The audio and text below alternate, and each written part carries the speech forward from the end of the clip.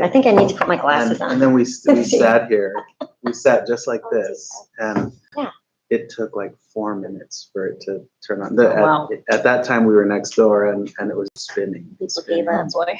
Well, we could see the thing spinning, and we're just kind of mortified, like, oh no, like all these parents waiting, and the real panic was, it's not going to turn on at all. Right, Like, it's just not going to work. Right. I already get heart. Good evening, parents. I can see you all there, and community members. I already get 200 emails a day. I thought, oh no, I'm going to get 1,300 emails.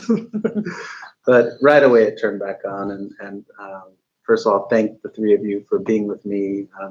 Thank you to the community watching and to our parents who are logging in after we record. But we're here, part of the San Mateo-Foster City School District. My name is Diego Ochoa. I'm superintendent of the district, and I'm with three of my colleagues. I am going to let them introduce themselves. It just works better that way. Starting with my coworker here to my right. Margaret Heredia, Director of Student Services. You can say Dr. Margaret. Oh, doctor. Yes, doctor. Don't take away your degree. You earned it. No, I did. It was painful. But yes. There were a lot of late nights, a lot of coffee. Yes, a lot of coffee, and it continues. Maybe we can get a sponsor. And you're Director for Student Services, which is all of the programs that we're going to talk about tonight. And, a really big part of the district's plan. So thank you for that. Thank you for being with us. My name is Cynthia Gutierrez. I am a licensed marriage and family therapist and a registered art therapist. And I am the mental health clinician at Fiesta Gardens. And this is my 7th year. 7th year. Yeah.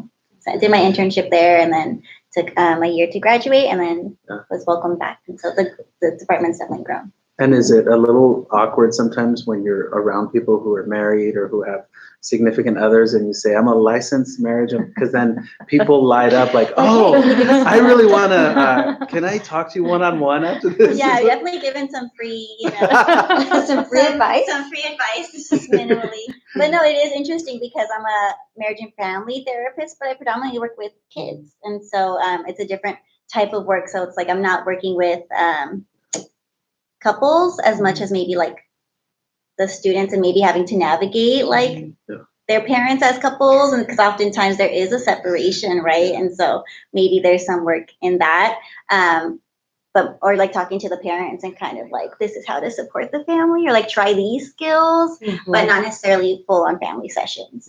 So there's work in there, but yeah, it's kind of different. It's embedded. It's embedded. But when you're at dinner parties, focus more on the school counselor side. You should listen to what less on the LMFTs. Tell you what are you taking from it. They say, who's right between the two of us? Oh, time out. I'm not here for that. Rock, paper, scissors. Like, take turns.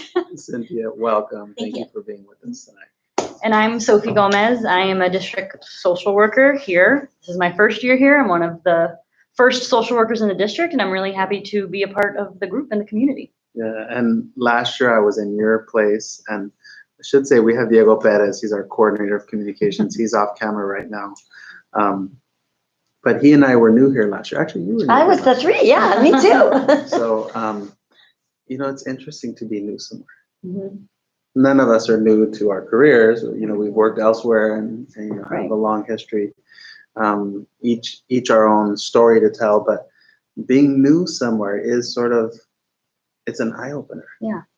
And it's exciting because I think just the newness of it really breeds, I think, opportunity and conversations, which I think is something that's really important in education, to just continue learning and educating ourselves of things that can help support our students and our coworkers and our families. And when we come into the work, we think we bring our own set of ideas and experiences, and then we come here and we say, if we're paying attention, we go, oh, they actually do this better than anywhere I've been. And then at the same time, we're going into the work we're doing and going, oh, I think I know a better way to do this, but let me figure out how to introduce this. So I still have some friends at the end of the day, because you don't want to be that new person that just comes in. And I sort of preface it that way because a year ago we decided to put in place a strategic plan. And I've been in education a long time, 23 years, and I used to be a high school principal for a long time. And as a former high school principal, and you were a high school administrator too, so you know, we can be real cynical, you know. We've been to all the trainings. It all sounds good.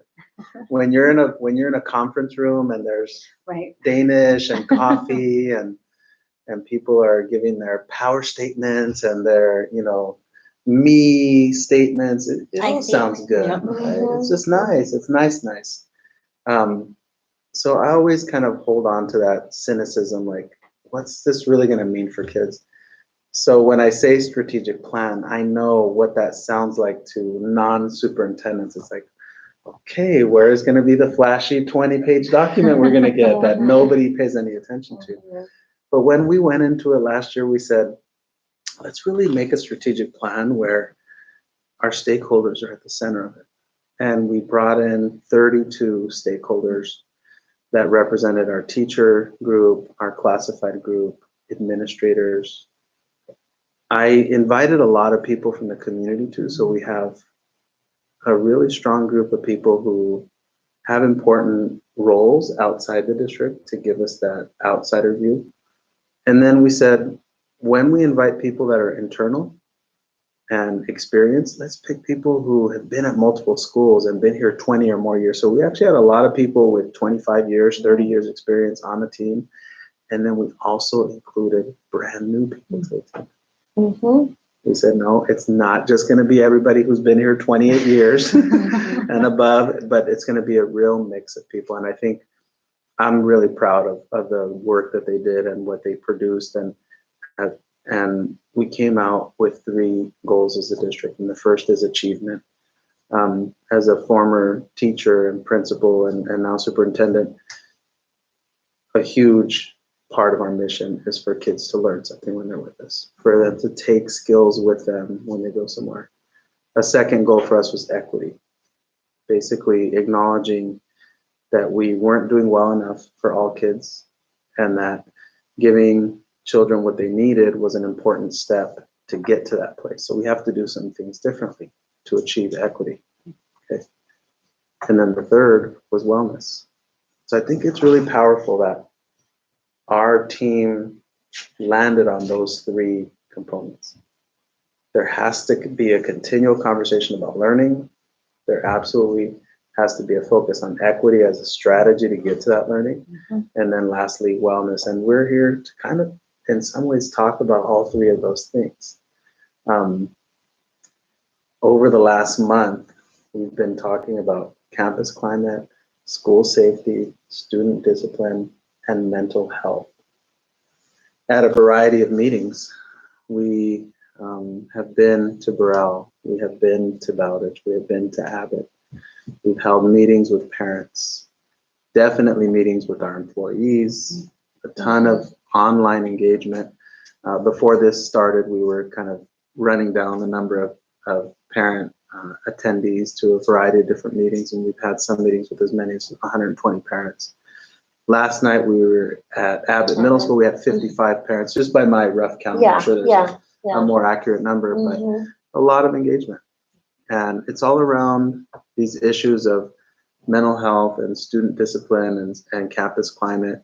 I'm going to give each of you an opportunity to talk about your work related to discipline and climate and really help our community and help our parents understand what does our Director of Student Services do related to this work. And then we'll be able to transition to each of you, Cynthia and Sophie, to hear from you in your role of what you're doing. So we'll start with you. Exciting. What do I do? It's really a lot of supporting structures and communication, right? Listening, a lot of listening. Listening to the parents, listening to teachers, listening to assistant principals, our social workers, our counselors. So a lot of listening, but then also what are some deliverables from those conversations? When an intense behavior happens, you're one of the people that they call. Yes. And it can be the parent Or it can be the teacher, Yes, or it can be the principal. exactly. Sometimes all three of them Mhm, mhm. within a few minutes. All, yes, exactly, yeah. And that is responding, right, with kind of more information. So making sure that you are pacing yourself on the response, that you know why it happened, and that we are always wanting to know more, right? So, and when a student or a parent shares something that it was really a strong experience for them, I want to hear what their experience was, and then I also have to do some investigations and some interviews, and when a principal or an assistant principal or a teacher, I also have to listen and then look into it, and then also look what are some of the systems that we've created to support staff and our students. And one of the pieces that we do is we do a lot of professional development. We started off with just this August, and as you know, the 5 days of professional development, and we had student services doing 3 days with our wellness team. And you guys were there.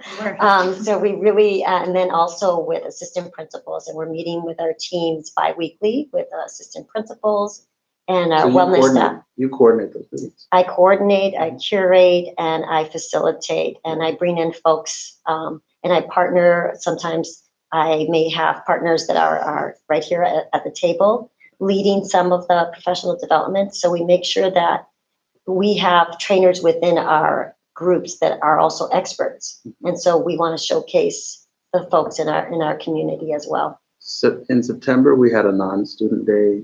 Next Tuesday, kids don't come to school, but employees are here. And then I think it's April as well. We have another Yes. day where kids don't come to school, but our employees show up. What's your role on those, what we call PD days?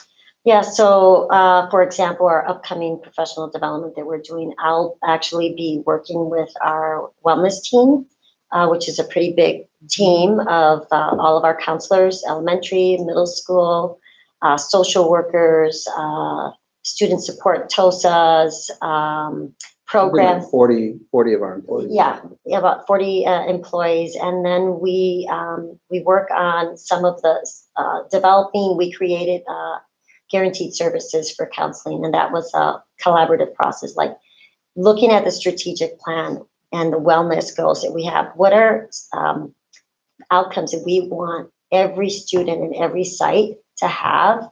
And so we talked about, and that was a process that our folks right here at the table were really great at contributing, but developing some very specific deliverables.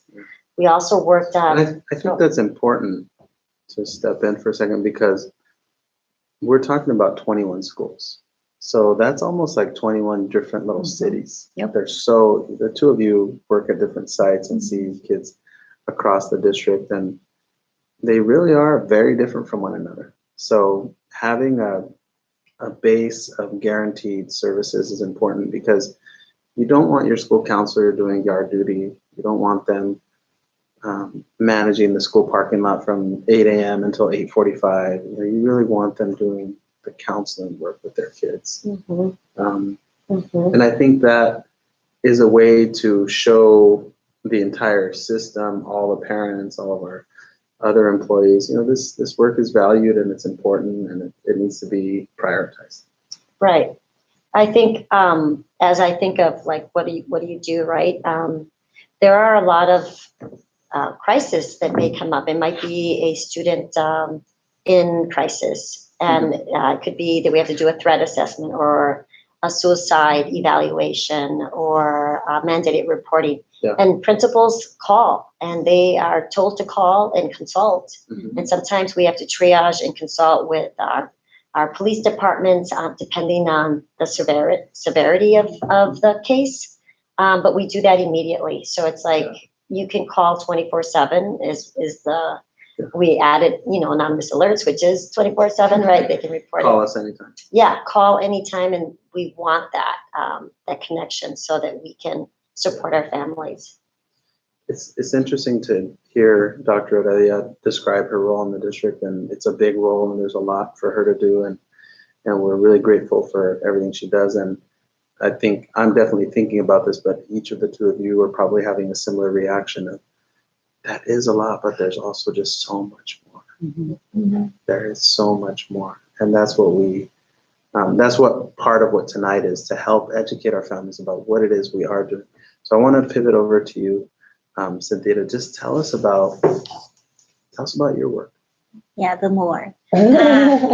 There's a lot of the guaranteed services are things that are guaranteed and that happen, but there's so much more that happens in between that, which is also like, and just like you said, right, every school has their community, and I'm very fortunate and grateful to have been part of the Fiesta Gardens community for so long, to where like every student knows me, a lot of parents know me, the teachers know me, and so I'm accessible. You become a part of the community. Definitely. And so I am constantly encouraging kids and everyone else to self-advocate. And so I'm getting a lot of requests, right? Which is great because these students know that they have someone they can count on and talk to, but the whole school knows that. So I have little Post-its on my door, and I'm like, they're like, please come find me. I'm like, well, you just want to chat. So it's like, what is crisis and necessary, and what is like comfort and needing to be heard? And they're both very valid, and oftentimes you have to kind of prioritize, right? So it becomes tricky wanting to be the person who is listening to students and wanting the students to be heard and validated, but also like there's a crisis. So it's a tricky place to navigate, but I do feel very fortunate that like the students do know that they can, and they have multiple people that they can talk to. So they know to go to the principal if it's like someone needs some discipline, Right. they know to go there. But they're like, no, like I think we could talk it out. I want to talk to you. I don't really want to go to the principal yet. I'm like, okay, cool. Let's make some time for that. So we've kind of figured out like within the students, like, is it extreme or is it middle, or is it like it's fine, you're okay, you can handle this, you can do difficult things. Right. So it really is just like such a range. And so I do individual therapy with some students, and then I do check-ins, which is kind of like mini therapy, but it's also like shorter things, and a lot of it is tool focused, like what strategies can you use, what can you control, what's within your control. And yeah, you can vent, I want to listen. And then doing art therapy, it's like we're often doing projects, so kids are like, I want to draw with you. It's like, you can draw at home. Or yes, scribble something out and like let it out and be expressive. So it's great quality work, but also very different than the academic work or than the discipline work. Right. So it's a good time. It can also be pretty heavy, but I love what I do, and I think the students start to notice that it is beneficial. I have heard students be like, I think I need some therapy, and I'm like, yes, that's a win. But also like, do you have insurance? Can you get that on the outside? So yeah, it's great for me to have that conversation. Many kids' parents have their own private insurance and would seek out counseling services. When that happens, oftentimes parents will ask, should they also get school-based counseling? And typically we say, we really don't want those two things to happen and sort of cross over one another, because you have your therapeutic relationship with your counselor or therapist you're working with through your parents' insurance. Right. We need to let them do that work. You can be a site support, somebody that they can just check in with, but you don't want to have dual therapies. Right, definitely. That's definitely the recommendation. But at the same time, there's a long wait list, right? So a lot of agencies do not have the space either. And so, I'm at the point currently where I have a wait list, and it's also hard to say no to some. So I'm like checking in, but it's not very consistent. And I feel like a lot of these students need consistency. And so providing even some support to parents to say, these are how you can support your kid, is providing that consistency at home, which I think we could always use more of. We have like the toolbox specifically at Fiesta Gardens and the second step, right? So it's like these little things that we can send home that they can try and practice. So that's something to think about too. But you're right, like if it's a school-based counseling, it's like something like maybe they need some support focusing, or they need some strategies to kind of de-stress a little bit and then be ready to transition or group. But also it's for students who don't have access to that, on the outside. So it's a lot of factors to think about. But yeah, if they have access to outside therapy, that's the route. Mhm. And then I can support if there's like something immediate in the moment. And when you work with students, Mhm. when you're counseling students, you're teaching them. Mhm. The function is counseling, but they're learning and you're teaching them something. Yeah, thanks for saying that, because at Fiesta Gardens, it's a dual immersion, so they teach in English and Spanish. And so all the adults are maestra or maestro. And so they call me Maestra Cynthia. I'm like, but I'm not like the other maestras. I don't have my own class and my own students, but I am like a maestra de emociones. So I'm the feelings teacher. Mhm. And so it's definitely like, how do you notice your feelings? What are you feeling? What happened right before you felt that? Do you have like different levels of that feeling? And what does it look like when that feeling is there? And so having them notice like what's happening with their body and their emotions, and like that's okay. And the more you notice it, the more you can control it. Mhm. So it's a lot of control, it's a lot of emotions. And I do feel like I'm having those conversations often. Mhm. Yeah. A couple years back, 3 years ago, the district had 20 fewer counselors than we have right now. Mhm. Let that sink in. Well, yeah, and I've been here for that, and it started as an art therapy program, and so we did have an art therapy program at a local university at Notre Dame de Namur, and that actually just ended and now has moved to a different school. So we had our interns come from there, and so it was 7 schools, 7 or 8 elementary schools that had counseling. And it was supported by Kate Nassy, who was our first, like it was just her for many years before that. So it's definitely grown and grown and grown. And it's gone from interns, like a few days a week, to like full on staff, which is great. So there's definitely been a lot of growth in that space. So we have kids who are in 5th grade who, when they were in kinder, 1st grade, 2nd grade, 3rd grade, have very, very limited access to any counseling services. And then they went home for a year and a half. Yeah. So they had 0 access. And now they're back. So I always like to sort of put it in that sense for parents and for our community to really think about what's changed since the pandemic, and also what may have been the cumulative effect over time of what never existed before the pandemic, where we just did not invest in counseling. Right. And that is tied to why there are wait lists statewide. Oh yeah. There are people who want to sign up for these programs now, but it takes time to get yourself licensed and authorized to do this work. Oh yeah. So it isn't going to happen in 6 months. It's Right. going to take 2.5, 3, 4 years for people with master's degrees. Right. It's complicated. Yeah. Yeah. There's a lot of systems involved in that too. But yeah, wait lists are. And you have that spotlight. You have a really good sense at Fiesta, and the 6, 7 years there, and you have all this history. And then Sophie, you're new to the district. That I am. That's a disadvantage in some ways, Right. but it's an advantage in other ways. Fresh eyes. Yes. You have the roots grew through the bottom of the soles of your shoes, so you're there. You're very ingrained, so you can't see things new anymore. It just you've become a part of the community. Sophie comes in and says, "Oh, you do both." You say, "Oh, this is awesome," but then you go, "Oh, why are we doing this?" Both are true. Talk to the 3 of us and talk to the community about your work as a social worker. As you said, you're brand new in the district, but also the position is brand new in the district. So just talk about that newness and then talk about what your work is in the district. So social work is a very broad field. I mean, people hear social workers, they think of it as 15 different types of jobs.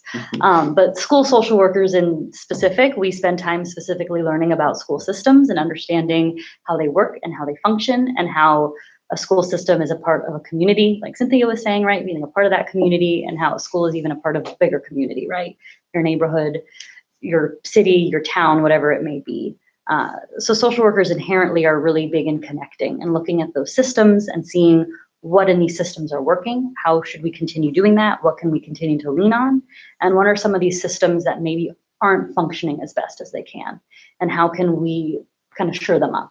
what are some things that we already have in place that we can just kind of pump some more into it to really kind of shore up that conversation and that process that needs to kind of happen. Being one of two here in the district, For 11,000 kids. right, it's a little trickier. It is kind of like what Margaret and Cynthia were both kind of touching on, is that crisis work is inherently, I think, a piece of being a wellness worker, is you're going to respond. You're going to be there to help that child de-escalate, to help that child figure things out, to help the adults process what happened, because sometimes we forget that the teachers who maybe bore witness to something need to commiserate, need to talk about that, need to process as well. So that's kind of one of the first levels here, being in this district. And then the other level is really being a part of that community and understanding that, hey, I'm here. I can be another mental health person to just talk through things with. I know it can be really isolating sometimes to be alone and you got the skills, but sometimes you just need a thought partner. So I think that's been really wonderful to be able to do in a lot of the schools, is just kind of engage with the counselors, engage with the administration, and engage with the marriage and family therapists about what are the tools that you're working? What are the things that aren't working? Have you tried this? Oh yeah, I did that last week. Well, let's do it again, right? How can I help you do that with more fidelity? And then the other big piece is the family piece. So social workers really are a big bridge between school and family connection. I spend a lot of my day communicating with parents, trying to get a hold of parents, and really helping with that next step. We were just meeting with some community partners, and one of the local agencies that provides counseling told us they have a 3 to 4 month wait list. So a lot of what we're doing is telling these parents, listen, we got a long wait list, stay on the wait list, don't take your kid off. But in the meantime, I can kind of help support your child, or I can partner with a mental health clinician and we can both support your child at school, but stay on that wait list. While you're on that wait list, I'm also going to connect you, and maybe you can get a case manager through here, and they're going to help you handle some of those bills or some of that car issues that you're having. And then I'm also going to remind you that there's a food pantry over here that you can make sure you can go get mentioned to food. me that food insecurity was an issue, and I think I have a resource for that. Yeah. Right. And you mentioned something that we've talked about internally, but I want to share with the community and see how this lands with you. We had a family that came in and said, we really want our child in preschool, and everything's a go except I can't get a physical exam for my child, and I don't know what to do about it. Nobody can help me. And so we were doing a review of our wait list of who can't get into preschool. So I had a team like this. The whole table was full of directors of this and coordinators of that and principals of this, and just a lot of people with a lot of authority in our system. So I said, let's put this on speakerphone. Let me call the parent. I said, is it okay with you if I ask on your behalf to find out where I could get services? So we called the county number for free physicals and free medical services. They said, go to this document online. It was a 38-page document, a PDF. I believe so it. you have to have a computer, you have to have a Right. laptop, you have to have internet access, be able to you have to have read. something, you have to be able to read English. Right. It wasn't in Spanish. So anyway, I just sort of like, okay, started checking all the reasons that wouldn't work for this parent, but I went online, pulled it down, got in there, called the first number. We don't do that this year. Called the second number. It's not for another month. Called the third number. If they don't live in this part of town, you don't get it. Called this. We called 20 different numbers, and the answer was no. You cannot get a physical like anytime between now and the end of the week. Right. The soonest was, like, as you pointed out, like a few weeks ahead. All right, well, it's a real shame that a kid is out of school for 3 weeks because their parents don't have health insurance. Because if they had health insurance, they would call and say, can I come in sometime this week? Yes, I can squeeze you in at this time. But we're talking about families who work often in the hotel industry or in the service industry in some other way where their work is very inflexible and rigid and punitive if they miss work. All of us, we have a union, we have our positions, we have our degrees. Any one of us could say, I'll be out of the office tomorrow morning because my child is sick and I'm taking them. I would hope your supervisors treat you with respect and understand. Our parents don't get that. Right. Our parents are told, if you miss work, I'm gonna Right. fire you. Mhm. So my child doesn't get to go to preschool because I can't miss work to get you the physical you need. So I think I saw you nodding your head repeatedly for about the last 2 minutes while I spoke, but that's I'm not it's kind of surprised, what right? you do, right? That's sort of like a description of It's like, now you know. of what it's like to try to help parents It's hard, access right. these services, because the fact that they exist doesn't mean you can access them. Right. It means you have to have the stamina Right. and the will Right. to go through and get the one that can work with you and have an interim plan before they get to the Right. next one. Right. Right. And let the families know that you're not gonna stop, right? We are gonna sit and we're gonna call all 20 of these people because I'm here with you. We are together. Yeah. We're gonna figure this out. It was a wake-up call for us. A couple of weeks later, I got together with Susie Riley. She's our coordinator for student services, and she's wonderful, absolutely wonderful. Parenthetically, she's the AXA, the Association of California School Administrators, Region 5 Administrator of the Year for Student Services. Just Wow. an absolutely wonderful person. So congrats to Susie for that. She's always one of our live viewers, so I had to embarrass her like that. But Susie, I said, Susie, I don't know how you're gonna do this, but she's from here. You know how I said we have some people that are like very veteran. She grew up here. She's like, her parents are from here. Like, she's from here. So I said, Susie, I don't know how you're gonna do this, but find me some doctors that will come and do physicals for us at our school, so we can get these physicals out of the way of being the obstacle for kids Right. getting into school. And we're getting really close. Awesome. We're not ready yet. Diego and I have the fancy Canva in process, but when it's ready, we will send it out to the whole community. Because that's great. what I think is interesting about our system that we're building. You have your assistant superintendent, Dennis, Mhm. Bills, yourself. You both play very administrative roles. You don't have the ability to meet parents and connect with parents in the same way that Cynthia and Sophie do, Mhm. but we have coordinators who work with nurses, who now work with social workers, who work with a team of 40 some odd counselors, Mhm. who have a team of mental health clinicians. And frankly, for those parents who are watching and for our employees, we're going to hire more social workers next year. We're going to hire more counselors next year. We're going to hire more mental health therapists to further build out that team, because it's needed. It's needed, Because absolutely. it's needed. Mhm. Now, my question to the three of you is, why is it needed? You're coming from the district perspective. Mhm. Talk to the community. Explain why an investment in these services is needed. Well, if you look at just listening to our two wonderful site, leaders here in district, is students need to be able to have a place where they can feel safe. The social emotional learning is creating that time and that listening for them. We use Second Step, but we also have all the supports that our counselors and our social workers provide, which is one-on-one. It's the group.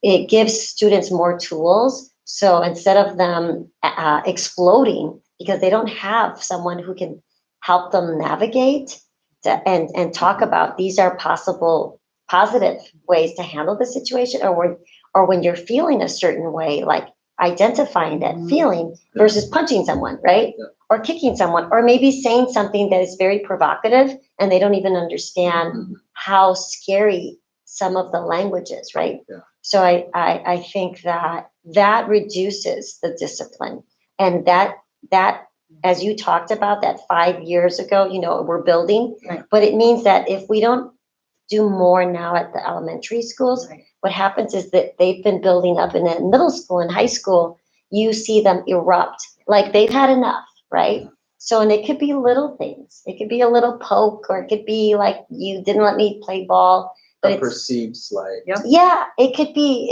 or you didn't invite me to your party, right? But it's having some experts that can help our students. So for teachers that are really focusing on the curriculum, again, we do have the instructional curriculum. We have second step, which we use, and we use it at the middle schools, right?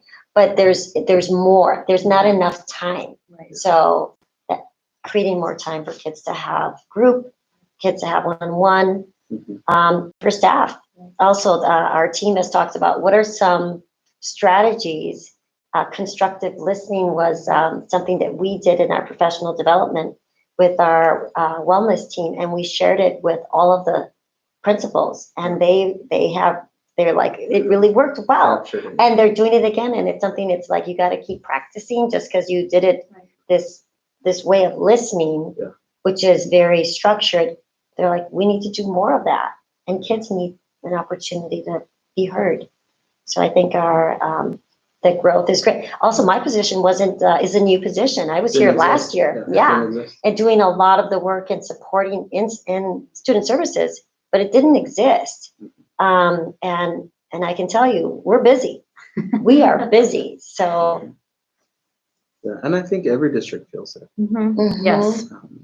You've been at Fiesta 6-7 years. What do you think it was like 5 years ago for schools that didn't have any art therapy? Because we have 16 elementary schools. I know we had 7, but about the other 9. I mean, what was that like? It's wild to me because I know I've seen the benefits of it, and I've seen students really appreciate it and come back saying, like, you know, I wish I had this before, or like, where were you when I was in kindergarten? Because that's when I really needed you. Right. And here they are in like 3rd, 4th grade, where they're finally putting words to what happened in kindergarten, right? So I think, you know, teachers tried their best, right? And I think now there has been just more shift and more care, maybe more attention into what's happening with the whole child, where we're starting to put better understanding to it, which is great.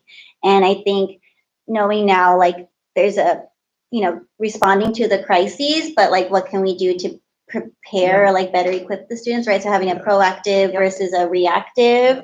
And so I think we're starting to think, like, in the future, this is how we can prepare.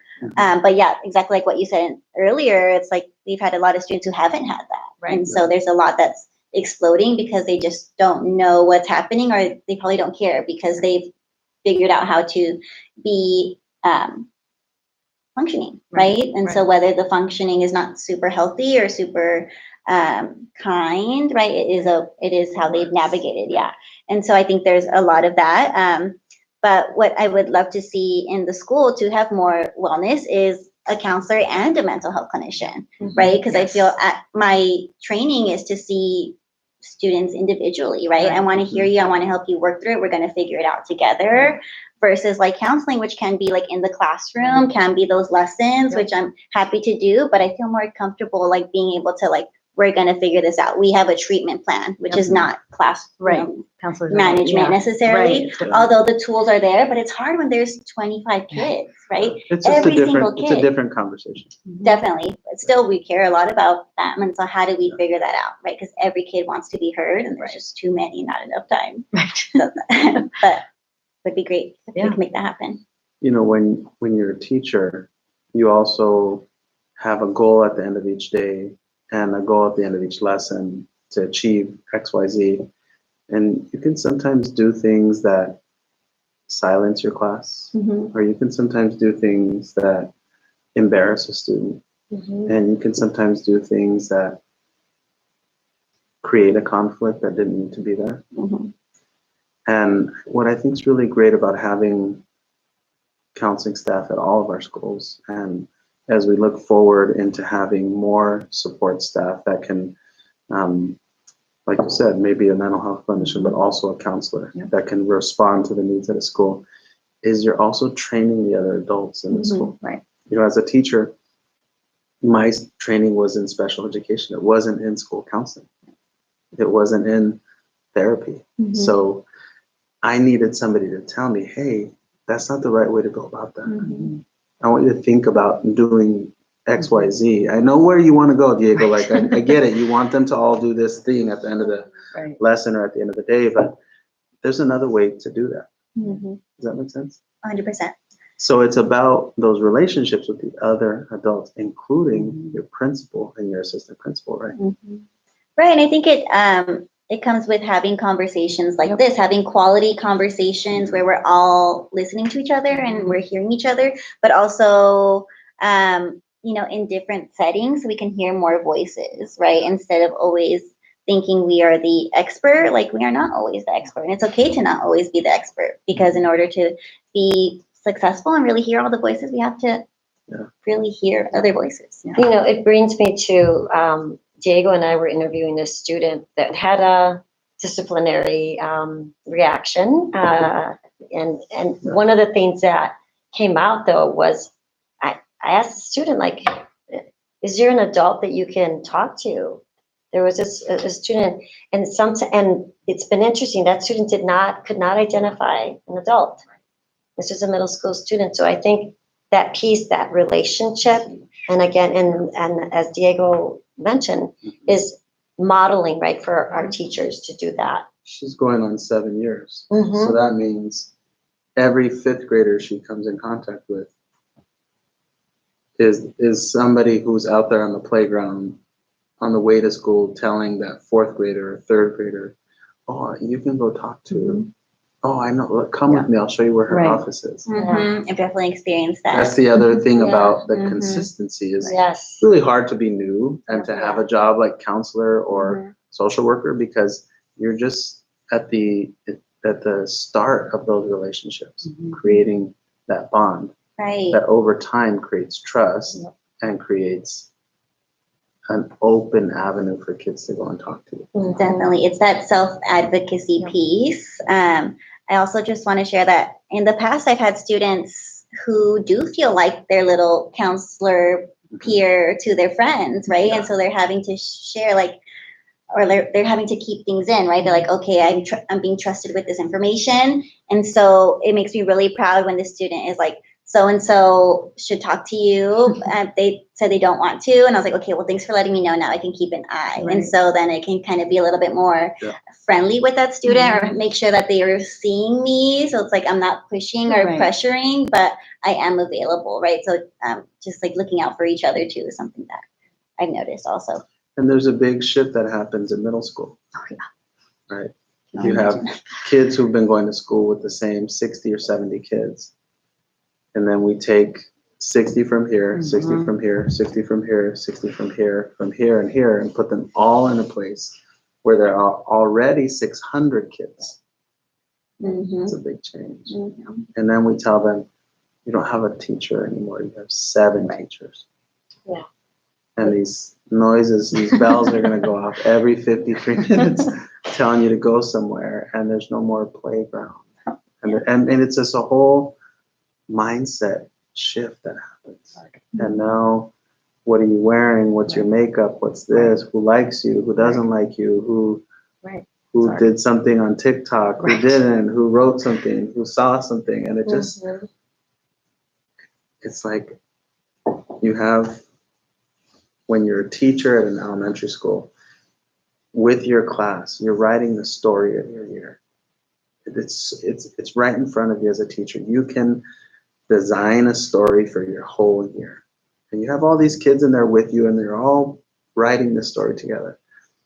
And as a kid, these bumps along the road, you have this person that's with you every single day. The teacher is there every single day, saw what happened the day before, is going to be there the day after. Then they go to a middle school and there's 7 teachers.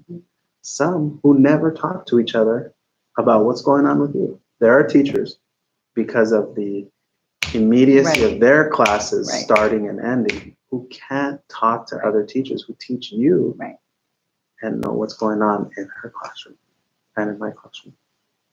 And it's something for us to think about in terms of how we support kids, how we create open systems for them to come in and seek help and get support. You're seeing it at the macro level because you and your colleague here, your social work colleague here at the district office, are thinking about how to come up with procedures and standard operating systems and forms and paperwork that will allow schools to get your support. Knowing that part of what my design is to add a 3rd and a 4th and maybe a 5th social worker next year. And if we can do that, It's going to change a lot. it's going to open a door for you, right? Yeah, it's Yeah. going to be great. Talk about what that will be like when you can get past these two social workers that are sort of trying to think about it all Right, to saying, okay, we have 5 or 4, right. what will that change be like in terms of your work picture? I mean, I think it's going to be huge. I just think we're going to be able to touch so many more schools, right? We got 5 days a week. We got however many hours a day. And it's kind of like what you were discussing with like responding to crisis versus checking in with kids versus this. That happens to the point where, well, this school has a crisis right now, so that means I can't go to this meeting where the team wanted me to meet this parent because that parent really needs some help. So then I'm going to flip all of that versus if there's more of us, there can be a bit more of a focus. And I think one of the big things too that has been an overarching theme is that like community, right? If there's more of us, then we can have more focusing on specific schools, specific regions. And we have complexes. Right, complexes, So we have, right. We have Yeah. Burrell that Right. connects to Sunny Gray and Highlands. So And building that connection is going to be huge, right? so And maybe one could be the Burrell social worker. Right. Yeah, One could I be the think Abbott Abbott. social worker. Right. complex, I yeah. think that would be incredible because then that would also help facilitate then these conversations when Cynthia, the student, is graduating and they're going to go to Abbott. I'm going to be at Abbott too, right? So who's that kid? Okay, I'm going to go check in with them on day 1 / I've already been working with them and then been seeing me around on campus and things like that. It's huge. And we do have those conversations, I think, from elementary to middle school to kind of talk about the students who we would like for them to continue. But yeah, there's still a lot of students who maybe aren't on the radar who may need some support. We surveyed our students last year, internal survey, and we asked a variety of questions about student safety. And one of the questions we asked is we said, if something was going to happen on campus, who would you tell? We were really sort of shaken by this experience we had where kids knew about a classmate who was making threats about wanting to shoot up the school.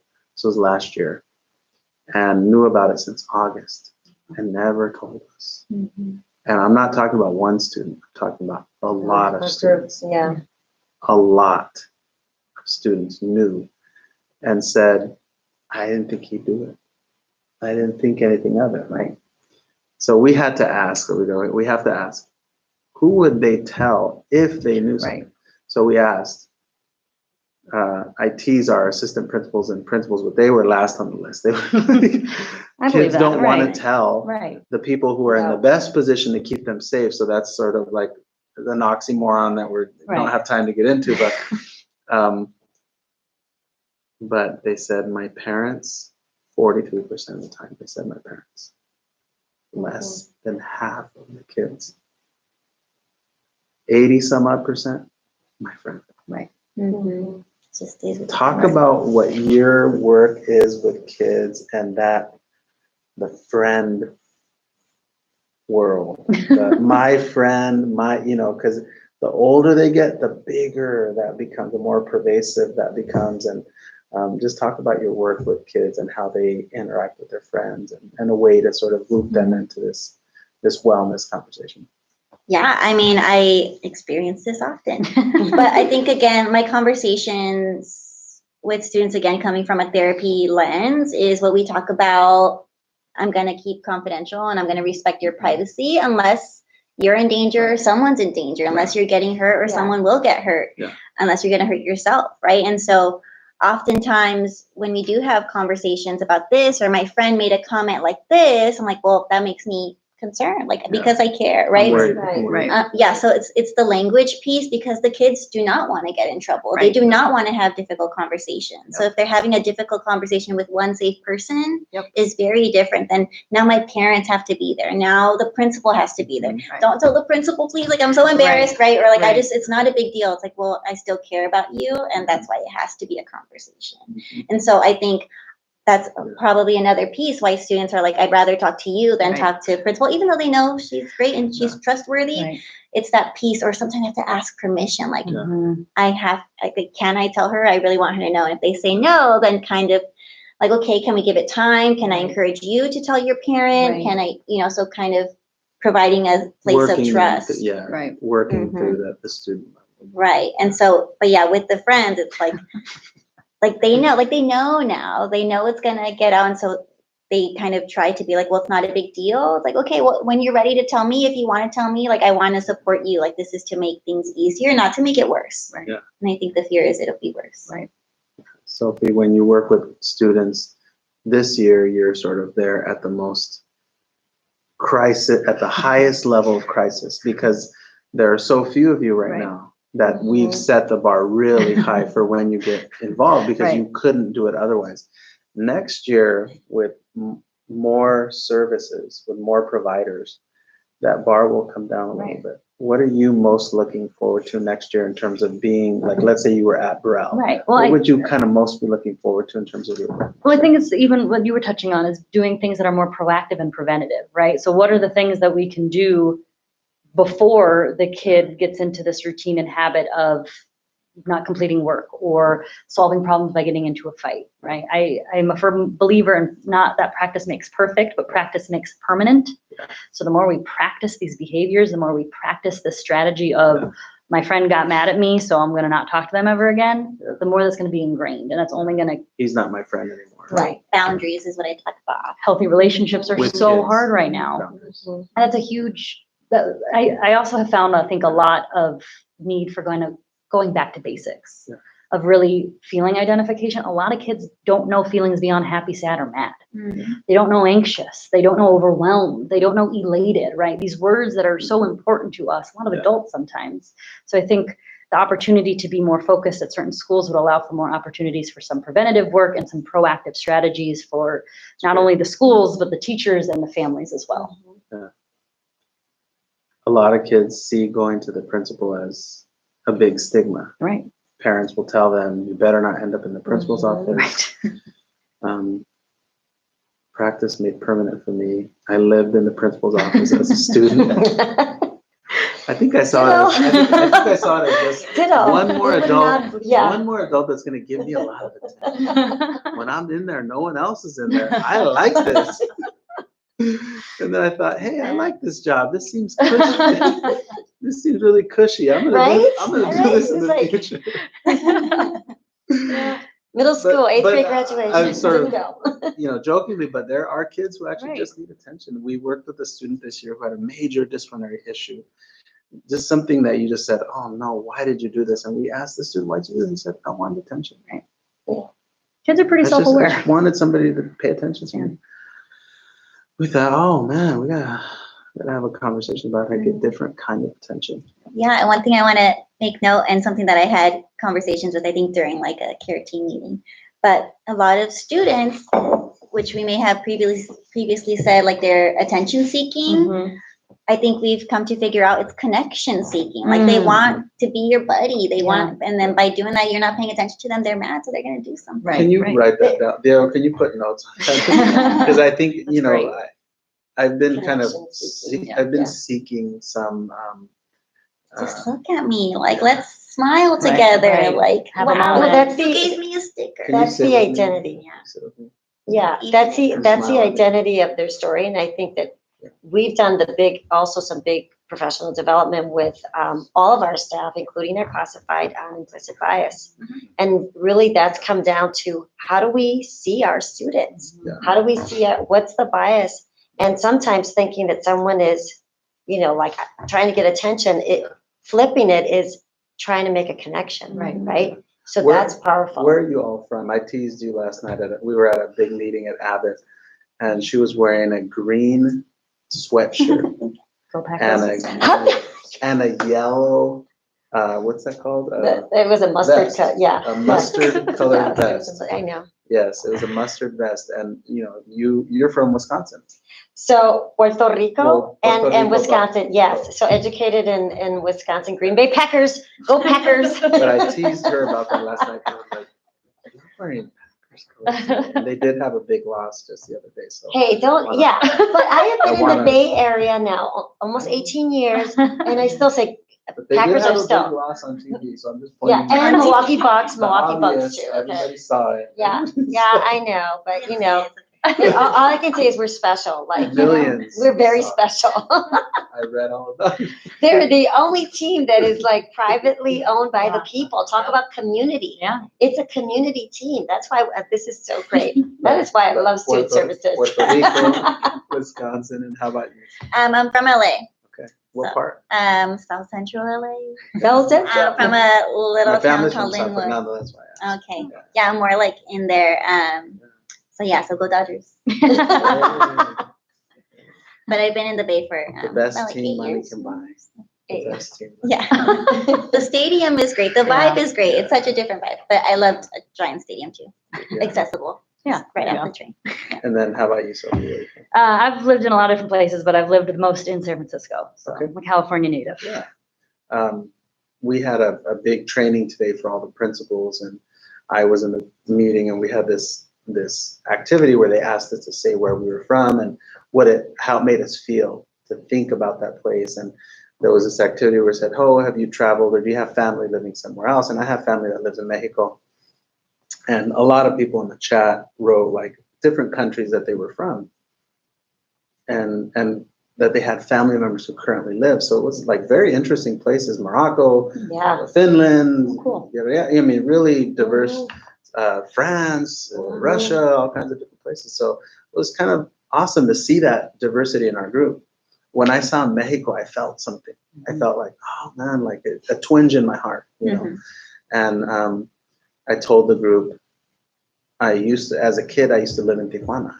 And so when I cross the border into Tijuana, I actually feel physiologically different. My chemicals? senses. It's clinical. change. I go in and it all comes off. Like all the stress goes away. I just go into this state of mind where I'm just like so welcomed, so I belong, I feel it, it's just immediate, right? And I shared with them, I can't tell you how often I tell people that I used to live in Tijuana and I get a negative response.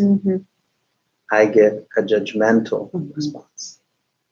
A response that says, ooh, Tijuana, or, oh man.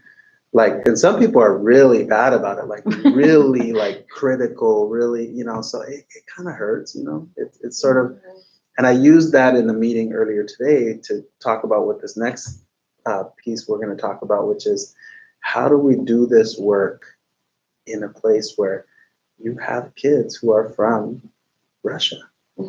You're from LA. I'm just going to assume you don't know that much about the Russian community or culture in Russia. You have kids from India. You have kids who ethnically from Korea and China. This place has challenged me so much in the 2 years that I've been here. I've never been in a place that is this diverse.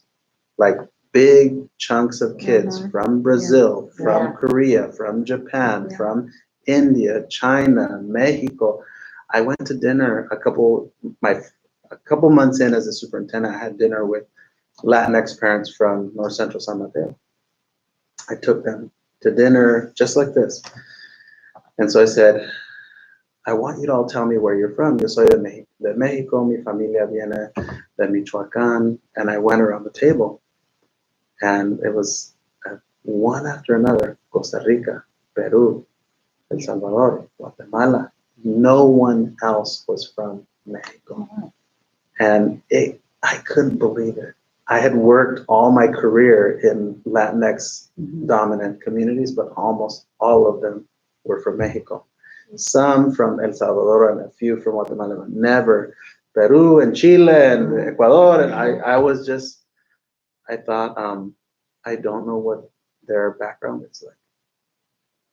The language connected us so we could communicate really beautifully, but I don't know what it's like to be from Chile. I have no idea what it's like to be from Guatemala. And this place challenges me in that way. Talk from your perspective. How do you give services to a family who might be from Peru, who might be from Korea or Brazil, and maybe not speak your language or just be culturally very different from you? How do you do that? I mean, I think that's a lesson in humility, right? And I think that's a lesson in us being able to say, can you share with me about that? I know nothing about what is important to you. How can I be culturally responsive to your needs? I worked, the former district I was working with had a very large Orthodox Jewish population. I am not Jewish, nor am I Orthodox Jewish. And I had a lot of conversations with these parents who were struggling and saying, what are we missing? And they were kind of saying, I don't want my child in public education. I want my child in our rabbinical school. I want my child to be following a kosher diet. And this is what that means to us. And that was a big lesson in my being to sit with this parent and just say, I don't know. Please help me learn and educate me. And that allowed us to have a lot of success moving forward. So I think it's the same thing. I don't think it's a deficit to say, I don't know anything about Chile. I don't know about Guatemala, but please tell me. Yeah. Let's share. I had a family who were very proud. But it's also how you ask it, right? Right. And it's not doing it Like rudely. genuine. Right. And because I do genuinely want to know, right? And I think that's us as educators. I think a lot of us are inherently curious and want to learn. And I think if you approach situations like that, even working with kids, that's always my favorite thing when they start talking about apps. I know how TikTok works, but I'll pretend that I don't so that you can tell me about it and engage in a conversation. I don't Now they know. I don't know how it works. But I'm okay with that. Right. And that's fine, right? You got to admit it. Tell me all about I think admitting it is key. Right, and I think giving the opportunity for them to start talking about it, that also creates connection, because they're like, wow, you're listening to me. Right. And so even if it is about, I listen about Roblox all the time, like, and they're like, so, it's really just having them start to express it. But yeah, I'm not going to pretend to be an expert in something that I don't know, like I had mentioned earlier, or even just saying like, oh, you've been to so-and-so place, did this happen? Like, it's almost like rude to assume, right? Because we don't even know their experience. When you're at a school where where I went to high school, I became principal 10 years after I graduated, which meant that I was my teacher's boss. Yeah, that's pretty I've small. lived that. Yeah. That was pretty cool Whoa, too. very cool. It's pretty cool. I knew how they treated the kids. It's like, yeah, you sent me where? I'm back. But I mean, talk about being home, right? Like Right. it was my home. Everything was so natural. Everything was so easy. So we could look at the year and say, man, I know certain parts of the year when things are going to happen and create community. I was at your school a couple months back, and your principal has Colombian heritage, her background. And we went into a meeting at your school, and they had lights all over the auditorium, the multipurpose room. And it was in reference to an event that's that's culturally relevant in Colombia, but not in Mexico. It's just not something, and it was different because it created community, but I was learning something.